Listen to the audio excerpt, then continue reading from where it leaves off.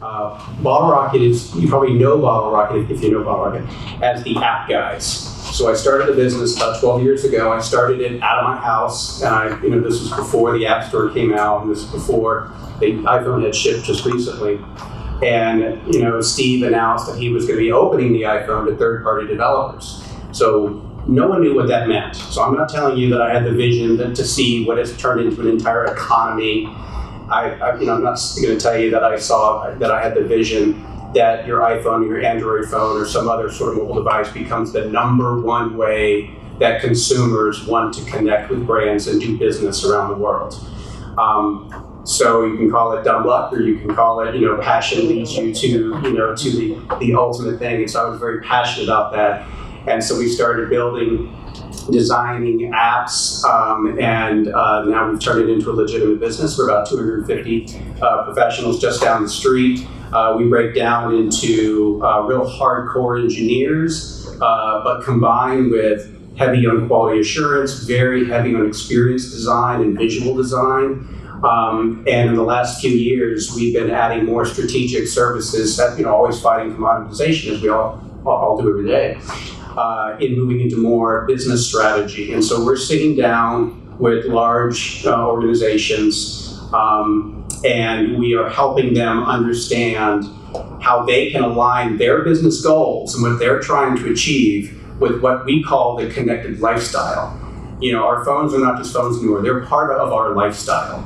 And so when you get to that point, you really do, in my opinion, hit a tipping point of the importance. And so now, what's wonderful about that is, when working with Southwest Airlines or Chick-fil-A or Caesars Entertainment or Robert Half or Hite Hotels, we're no longer just working with the director of digital.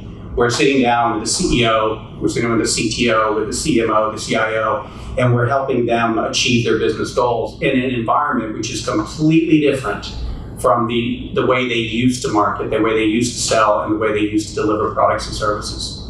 So that's us.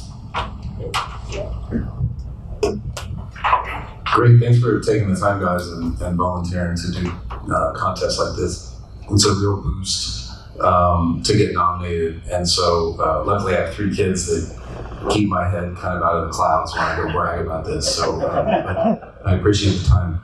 Nexeon is a medical device manufacturer. We have 3 operating units. One is a traditional manufacturer, does about 10 million in revenue, about 70 employees, and is about 20 years old. Nexeon acquired that company to provide the infrastructure to launch 2 of its products. The first product is a pacemaker-like device, so a battery with circuitry and a wire that goes up and into the brain. And we are using brief bursts of electricity to control neurological function. The difference between this device and other devices is it can record the nervous system response and close the loop. So in effect, we have 32 channels of recording. So what's the brain doing? And we can stimulate to drive the brain back into a healthy state. Our second product line uses the equivalent of headphone speakers. We're using brief bursts of electricity on the outside of the ear to drive activity of the vagal nerve. We're in clinical studies, and we've shown that we can alleviate artificial or rhythmic problems with the heart called atrial fibrillation. We have a study going now to show that we can rehabilitate after congestive heart failure. And then we just published a really interesting study out of TCU that shows we can teach Hebrew to college students at TCU about 50% faster than if we did without the stimulation. And so Nexeon is developing these new devices to use essentially electricity to alter nervous system function. Wow. That's fantastic. Yeah. You teach me how to learn English faster. My name is Schaap. Again, thank you very much for having us. And so I'm with Aligned Energy. Aligned Energy is a data center platform. I formerly was the last 18 years with the largest in the world. The technology that Aligned has developed, about 40 patents, about 400 dependent claims that sit underneath those patents, has attracted me to the platform. I came over in 2017. And have been bringing on folks from the likes of Google, Microsoft, and many of our big competitors. And they're coming over for the same reason. The same reason this is a cloud, I'll use the cloud example. Cloud is essentially doing what we're doing on the chip. They're creating more efficiency on chip in servers so that everybody's not running their servers in gear at 20%, 30% utilization. It's all about increasing the utilization of a piece of equipment, sweating the asset, getting the best outcome of the asset. What we've done is done the same thing on the facility side. On the facility side, in the great state of Texas, the air conditioner was invented here in Houston in 1902. It really hasn't changed much in a long, long time. The data centers, all the energy use, all the water use, all those things. I like to joke that sustainability people 10 years ago might have been in the room. They might have had somebody actually at a company that had a business card that says sustainability in it. 5 years ago, they spoke up. 3 years ago, they kind of had a vote. Today, they're making the decision. They're very influential in what's happening, how it's happening, and especially our West Coast customers.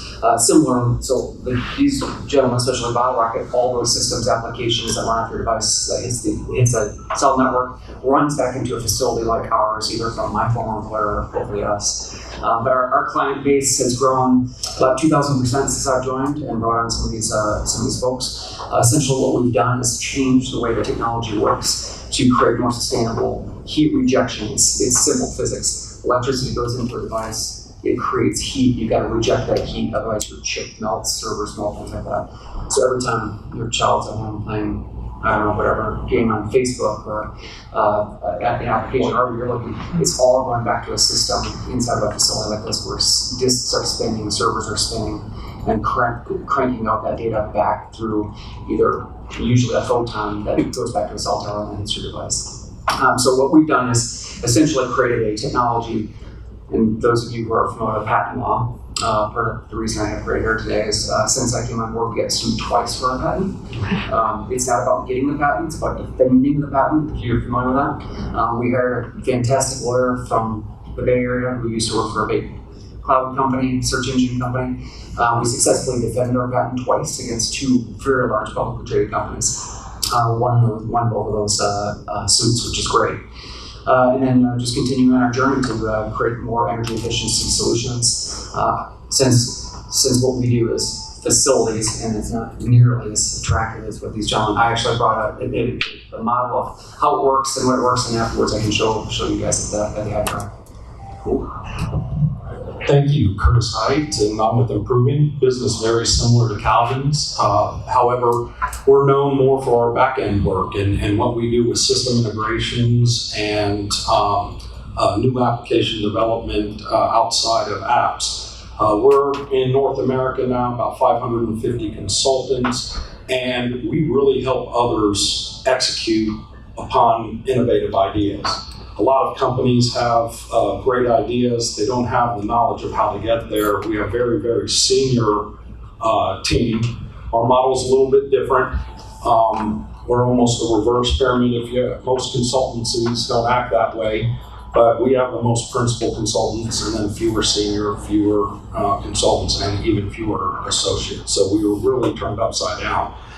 We focus on helping those innovate. If somebody has a challenge they can't tackle, they involve us, and we have clients that range very, very small from helping anybody familiar with the code launch that went on this proud sponsor of that, working closely with Jason there, helping very, very small businesses get off, also helping the largest of the businesses in the Metroplex from Toyota to American Airlines in problems they can't solve on their own. Curtis, go ahead and keep the microphone. And the same question going back this way for all of you.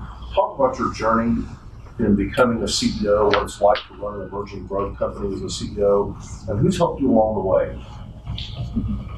Well, a lot of people have helped me along the way, and one of our core values is involvement. And I believe that our success has been a consequence of our collective involvement. And starting a business in 2007 was an interesting time to do so. But I think one of the most novel approaches was that I shared the company. I shared 87% of the equity, even though I started it, or kept it. And in doing so, by doing this, you get a lot of people acting with all of their heart for the business. And I'm very proud of getting so many people that consider themselves partners, working not only for the company improving, but working for themselves. It's a great combination. We were just named for the Inc. 5000 for the 10th year, and I think only 50-some companies have been able to do that. And it's not because of me, or only me. I play my role. And so I have to thank the employees and all the partners over all these years that have helped us with it. Yeah, I think mentorship is something that it's real hard to ask for help. I have a few folks, actually a real senior executive at AT&T took Mentor's Wing years ago, and those kind of relationships help you think through hard, tough decisions. I spend a lot of time and energy on, there's a great book out by Pat Lencioni, if you know 5 Dysfunctions of the Team. He's got another one called The Ideal Team Player. And the ideal team player talks about 3 character traits that you look for in people. And it's basically humility, hunger to do things that are outside your core competency and core scope, and then EQ smarts, relationship smarts. And so what I've done is anybody can hire folks from their old company after they're non-successful. That is easy. What is harder is to go out and find the best breed, and that's what we've tried to do. Second to that is we've attracted the attention of a couple of really nice investors. If you're familiar with Blackstone, Blackstone Capital is one of the largest funders in the world. I actually got the one that was just slightly bigger than that, a company called Macquarie. Macquarie is the largest infrastructure investor in the world, and they view our solution as infrastructure, the same as ports, roads, bridges, airports, cell towers, which they own cell towers all over the world, wind farms, photovoltaics. And so those folks, which are a great group of board members who I can go to and ask for help. They've got great deep experience. And candidly, just when you bring in great folks that extend your reach and your knowledge base, it's my job to create loyalty in the team. It's my job to create a good environment. But you don't hire for that. You hire for the best capabilities. So those are kind of the key things that I look for. Well, what it's like to be an emerging company CEO is pretty terrible. I've done it so much that I've gotten used to it, but it's, I used to talk about how great it was, but it's not, and there's gray hairs from that. So that's the truth about entrepreneurship, is that it's a tough journey that you don't win at all times. So that's my feedback on that side of it. I think I'm a real product of Richardson. And so I'll just kind of give you some bullet points. I was 25 when I started my first company. I was a UTD graduate student and spun out a company from UTD that's now in pivotal studies. It'll likely IPO next summer. It'll change the face of stroke rehab. And that business was 100% university IP. Professors working on non-dilutive grants. We got a Texas Emerging Technology Fund grant. That was the whole thing for that company. It allowed us to blow a budget and recover and raise more money. So the non-dilutive funding doesn't work exactly like they expect, but it gets you over the hump. And that company is now going to go, in my opinion, in Europe, it's already getting a huge buzz on the therapeutic intervention.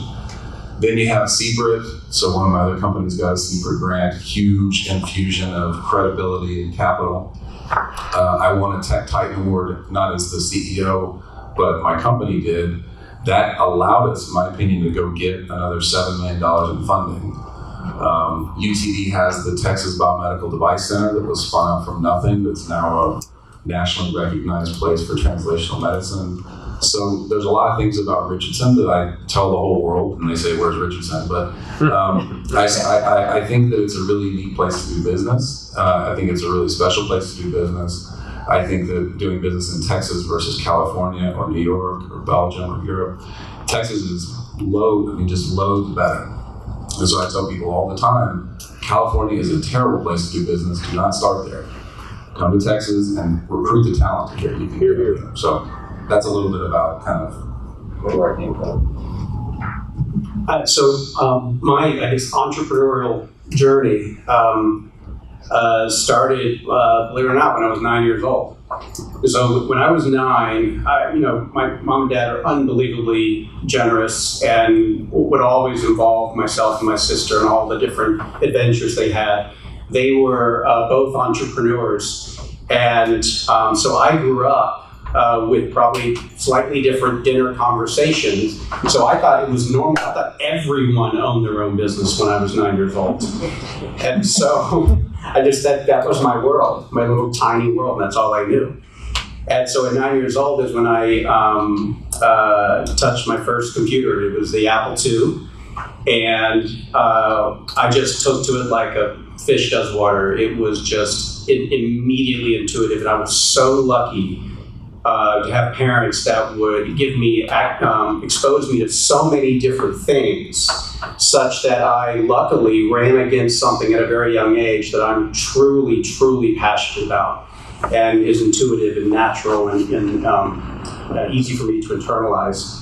I've always been driven by passion. I believe, that my belief system is I do what I love. It's not that I love what I do what I love. And so that's a different thing. Obviously I love what I do there, but so when you set yourself up to do something that you're going to love and you commit yourself to a life of always making that the most important thing, it's really interesting because your hobbies turn into industries. And so if, fast forward out of college and things like that, multimedia was unbelievably exciting, and the combination of moving pictures and imagery and audio and visual experiences. And this is going back to the Laserdisc days of, the early days of multimedia, or multimedia is what we called it at the time.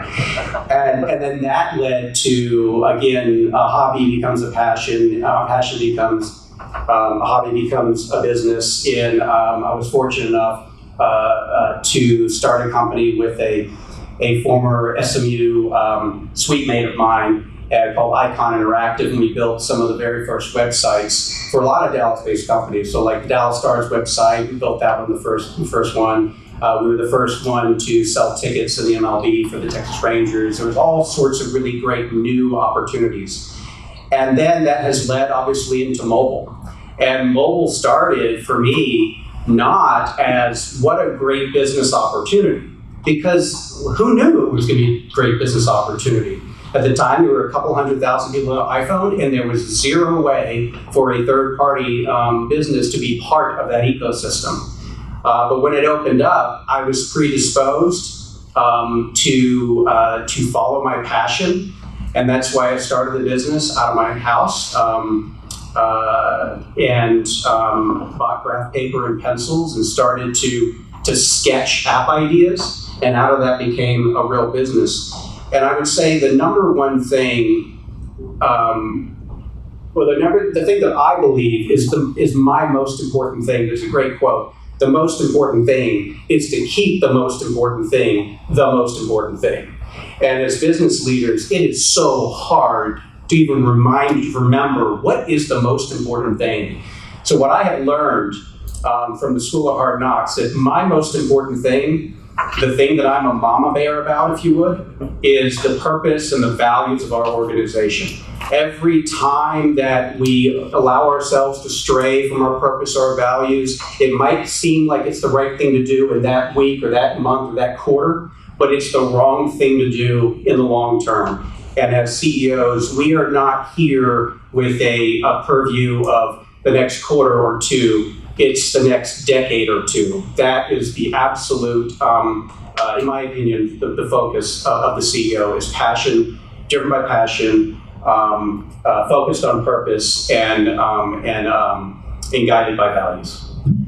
Kellen and the rest of you talk about the biggest opportunities and challenges of growing your company in Dallas.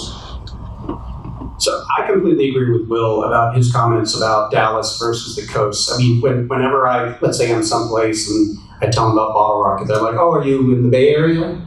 Are you in, where are you? How many miles from Google or Apple are you?" That sort of thing. I grew up in Florida, and I came to Dallas to go to SMU and decided to stay here.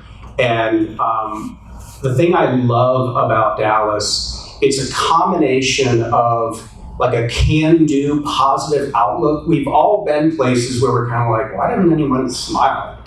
You know, people don't say hi to each other. I mean, we've all been on those trips.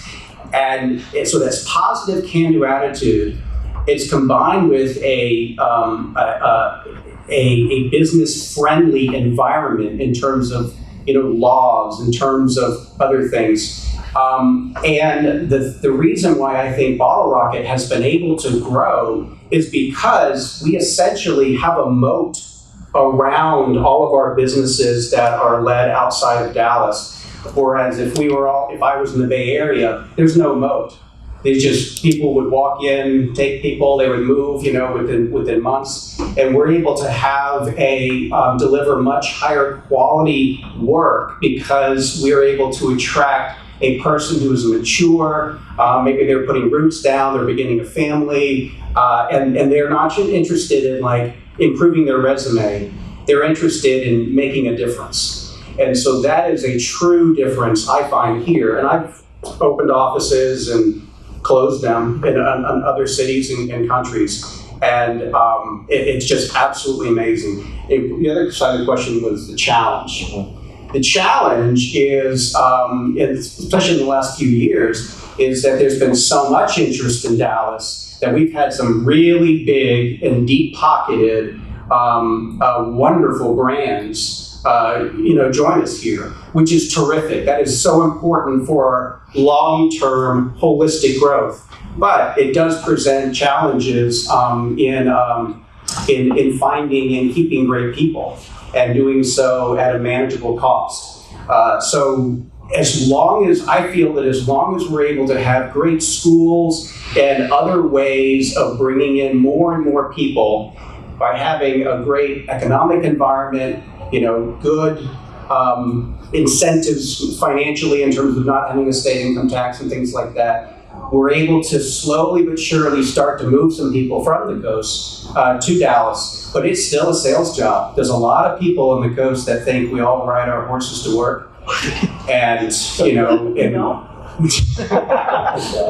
do. Awesome. I'm going with you. I take a ride with you. So that's the thing that I would say is always making sure we're able to feed that beast, because it has a voracious, almost limitless appetite, is what we've been noticing. I'll just add on the challenges front. In 2001, I think I started at UT Dallas in the graduate school, and it was a temporary building with a window unit, an AC. And so I think 9 of my first 18 hours were in that same window unit. It was like 35 of us packed in there. And now when you go to business school, it's just this gorgeous Parthenon level MBA worship place. It's awesome. So my kids drive by and I'm like, wow, you went to school there? And I was like, no, that's not where I went to school. Same with, I did a graduate degree in neuroscience, and neuroscience, same way, they were in probably the oldest building on campus, and now there's this gigantic, gorgeous building. And UTD is not just buildings. So they've tripled in size, their research budget is just exploded, and what does that generate? Enormous amounts of entrepreneurial activity, and that creates an ecosystem. And that's quite different than, quite frankly, UT Southwestern, which has been playing on a national scale for years and said we're not going to adopt anything new, we're great scientists. But from an entrepreneur perspective, Richardson as a city and UT Dallas as a college have really attracted an ecosystem that brought investors.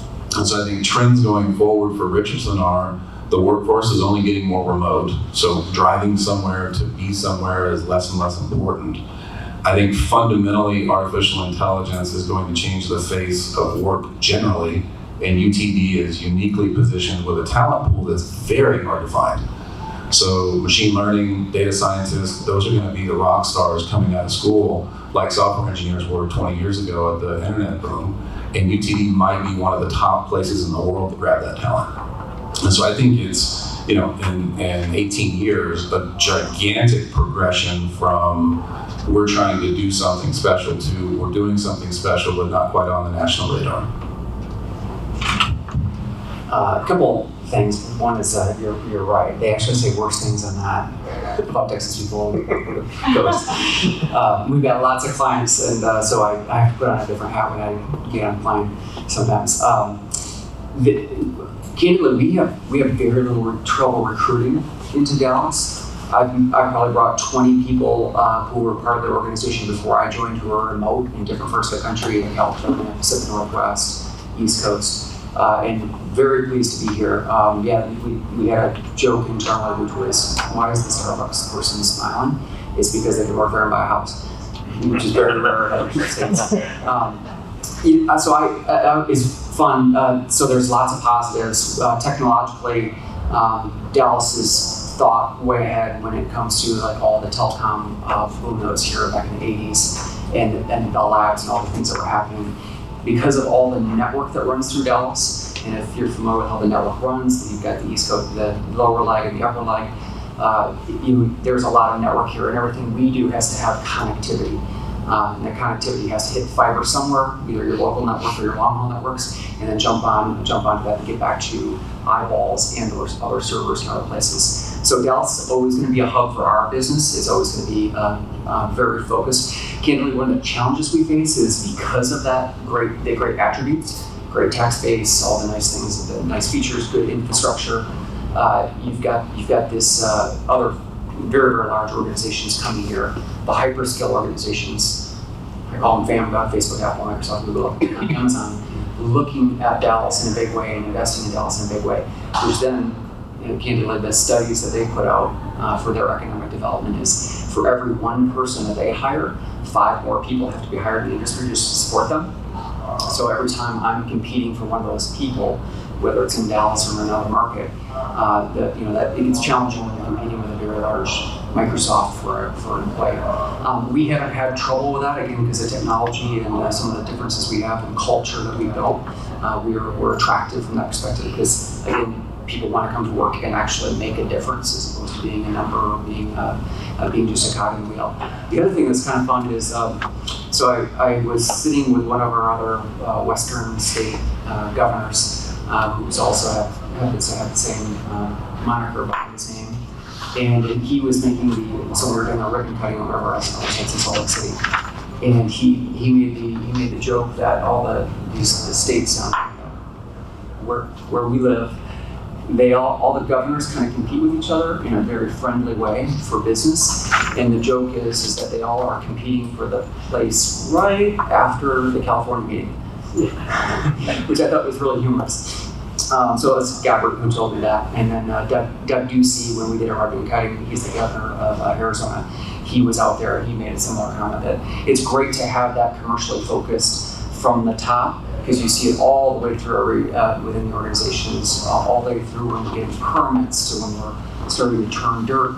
It's just a great environment for us to work in. All right, very similar opinions and comments, a lot around talent. Started first business before the .com. And what I can tell you is there was a lot of salary pressures that led up all the way through.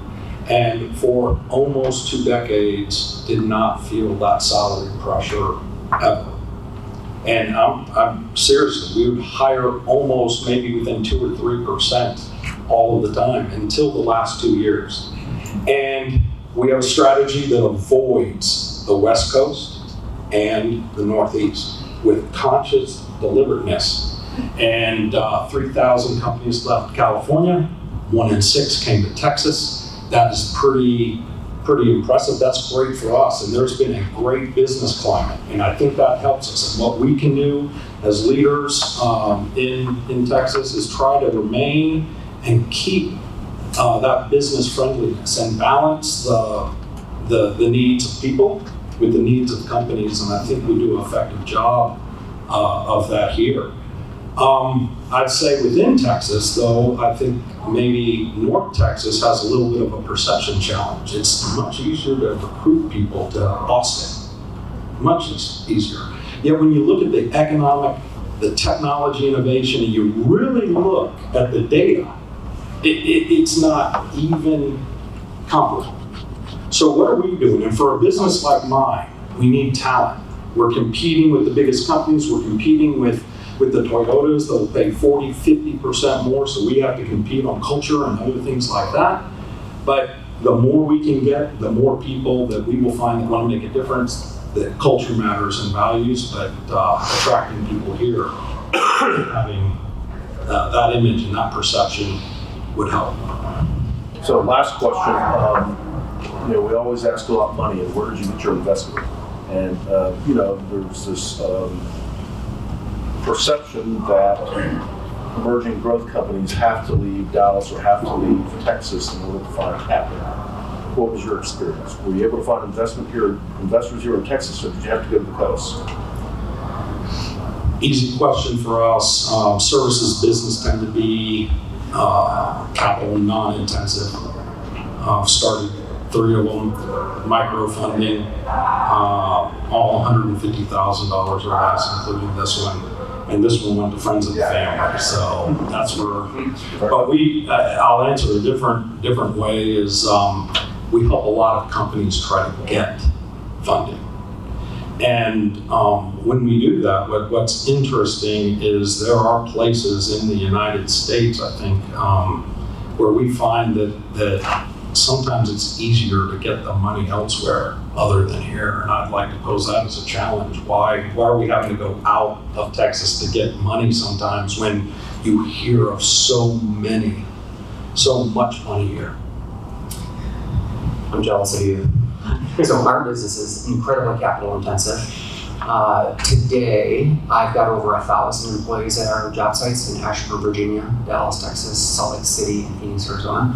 Contractors, subcontractors, employees, and we're about 110 FTEs, full-time employees in our organization. But all the contractors are building the facilities and doing things like that. Capital-wise, yeah, we're pushing 800 million. We definitely had to go outside of Texas. We ran a process. That process was run by Citibank. We came back with, and we were really fortunate to have Macquarie step up and say yes to our organization and what we were doing. Macquarie is international, 2/3 of their investments international, 1/3 is in the US. But they really understand the infrastructure space, and they're really thoughtful individuals and really great board members. On the debt side, we use Goldman Sachs because we're a real property business, quite a bit different than the rest of the panelists. So on that real property, we use leverage quite a bit, and it's a very common practice to have leverage and equity working together to make sure that you can grow your business and get the return on invested capital or net effective yields that you're looking for your shareholders. But yeah, I would agree. I don't think we had one private equity / infrastructure investor out of Texas that was participating in our process. Big international firms, big firms from the Bay Area, big firms from New York. So I'd pose the same challenge. It was unclear to us why that happened and how it developed that way. But the Citibank guys ran a good process. We're happy with the outcome. But yeah, we'd like to see more of that capital flow through Texas as well for growing companies like ours. So I think the stats are I've done 5 startups, 4 exits, 1 is still in progress, Microtransponder. I think that I've raised about 60 million. About 25 million of that came from the federal government or state subsidies, so non-dilutive funding, mostly from the federal program, not from Texas. The balance, I would say 80% came from Texas, so high net worth. People think that venture capital funds everything, but in fact, angels fund 97% of the small emerging companies in the world. So venture does less than 1% of that amount. There is really no venture capital in Texas still. So if you're going to raise venture, you'll be in California. As companies that I've been involved with have gone public, all of the funding comes out of New York and Wall Street. So we'll do a roadshow to raise money. We'll see 50 funds in a week in New York, and there'll be 3 equivalent in Texas across the whole state. So that kind of funding at sort of your level does not exist here. The high net worth individuals, I think, are thinking about, from a family office perspective, how do we transition from being energy rich to new technologies. So in 2000s, they were looking at nanotech. That got very capital intensive and expensive. Then they started shifting to what you call initiative-based or sort of charitable-based giving, which got them into life sciences and medtech. And then ultimately, a lot of them are looking at these SaaS businesses that take $1 million to get to $10 million in revenue. And so they're seeing that their capital can get to exits without having to go raise $50 million. So you're seeing a lot more activity there too. So my experience is more, I guess, more like Curtis, in that we're a services business, and one of the benefits of a services organization when you're starting one is it does not take that much money. It takes lots of other stuff, but it doesn't take that much capital. There's downside to services business. One of them is much harder to produce leverage and barriers to entry and things like that. I can't patent my service, so I don't even have the opportunity to defend it. So because of that, for whatever reason, every business that I've started myself or been a co-founder of has been 100% on my own, starting with one, this guy, and then growing from there organically. When I started Bottle Rocket, it was essentially a great, relationship with the banker who I've known for many, many years. And I went and I said, I want to mortgage everything. Like everything I own, what's it worth? And I'll take a loan on that, or revolving on that, and I will go to work and hope that I don't, put my family at serious risk. And I think that the reason I've always taken that approach is because, like I mentioned before, I'm very driven by passion and what I'm personally passionate about. So I am predisposed to be employee number one and do the work and learn it myself before I expect someone else to also learn it with me. I've got a lot of things I'd love to talk about when we have maybe more time about how that kind of start to a business can create a level of authenticity that I think serves the business over time, such that the business and the founder can continue to make decisions based on why they even went into business in the first place, versus outside competing agendas, potentially artificial influence that might not be the right decision for you, but you have to make it or you have to go along with it because your bed partner has more voting rights than you do. So better for worse, that's been my thing. Organic started out of the back of your car.